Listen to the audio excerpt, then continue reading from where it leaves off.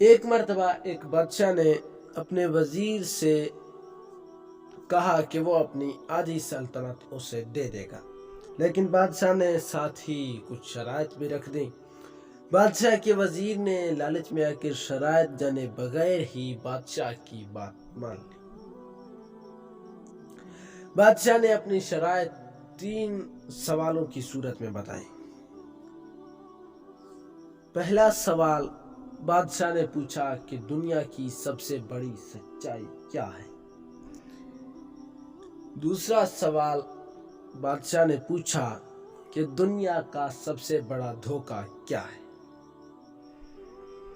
اور تیسرا سوال بادشاہ نے یہ پوچھا کہ دنیا کی سب سے میٹھی چیز کیا ہے؟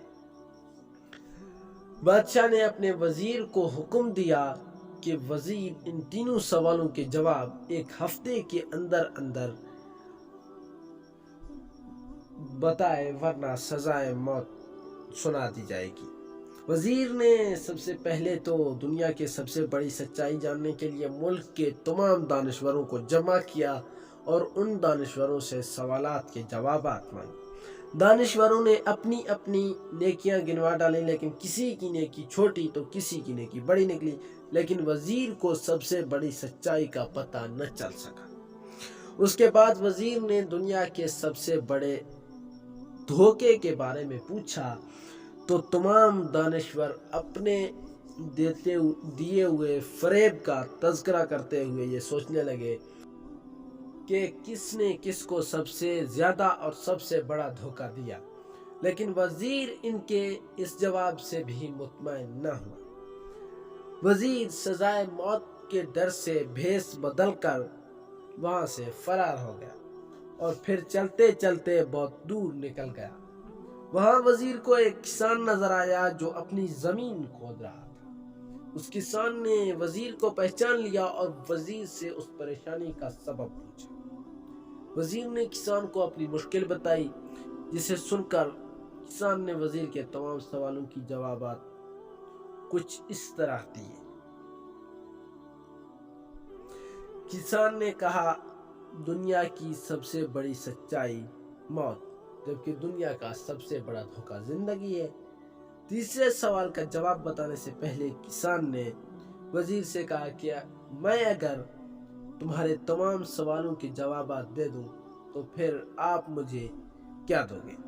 آپ کو تو سلطنت مل جائے گی، لیکن مجھے کیا ملے گا؟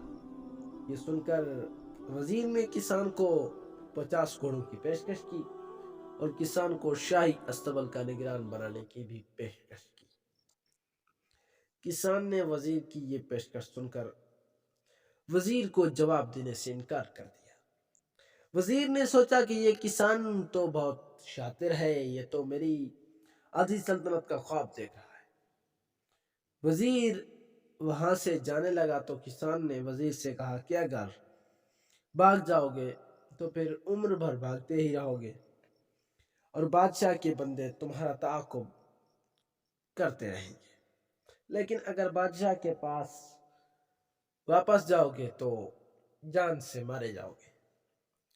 یہ سن کر وزیر رک گیا اور کسان سے کہنے لگا کہ آدھی سلطنت تم ہی رکھ لو، لیکن تیسرا جواب بھی بتا دو۔ کسان نے وزیر سے آدھی سلطنت لینے سے بھی انکار کر دیا۔ اتنے میں کسان کا کتا آیا اور وہاں موجود پیالے میں رکھے ہوئے دودھ میں سے آدھا پی کر چلا گیا۔ کسان نے وزیر سے کہا، مجھے آدھی سلطنت نہیں چاہیے، بس آپ ایسا کریں کہ کتے کے اس چھوڑے ہوئے دودھ کو پی لیں، پھر میں آپ کو تیسرے سوال کا جواب بھی بتا دوں گا۔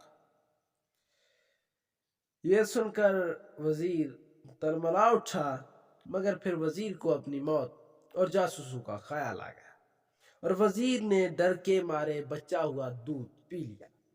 وزیر نے دودھ پی کر کسان کی طرف دیکھا اور کہا کہ اب مجھے میرے سوال کا جواب دے دو۔